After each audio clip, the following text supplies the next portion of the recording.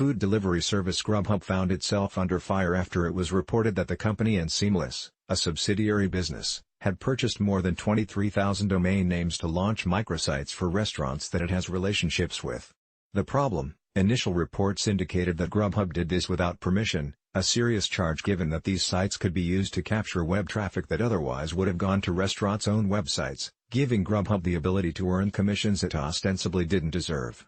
Put simply, Grubhub, a publicly traded company with significant resources, appeared to be engaged in a large-scale effort to compete with its own restaurant clients on the web.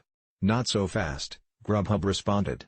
In an email to employees, Grubhub CEO Matt Maloney suggested that the outrage was misplaced. "We do not set up websites without the permission of a restaurant," he stated. "We had a very clear provision in every one of our restaurant contracts saying we would provide this service to bring them more orders." A Los Angeles Times review of language in Grubhub contracts, which stated that the company may create, maintain and operate a microsite, MS, and obtain the URL for such MS on restaurants' behalf, seems to validate Maloney's statements, but not surprisingly, this hasn't stemmed the tide of criticism.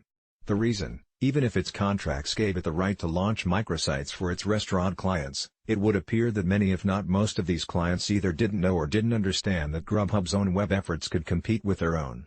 The Verge's Nick Stott put it bluntly: "How is they didn't read the fine print of our terms of service an even remotely reasonable excuse in 2019.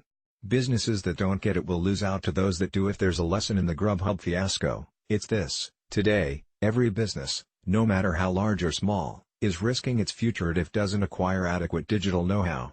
When the commercial web was in its infancy, it promised a revolutionary disruption. Businesses would have the ability to cut out middlemen and transact directly with their customers. But 2 decades later, many businesses are dealing with a cruel irony. Their industries have been disrupted by digital upstarts that are themselves middlemen and, in some cases, more powerful than any middlemen that existed before.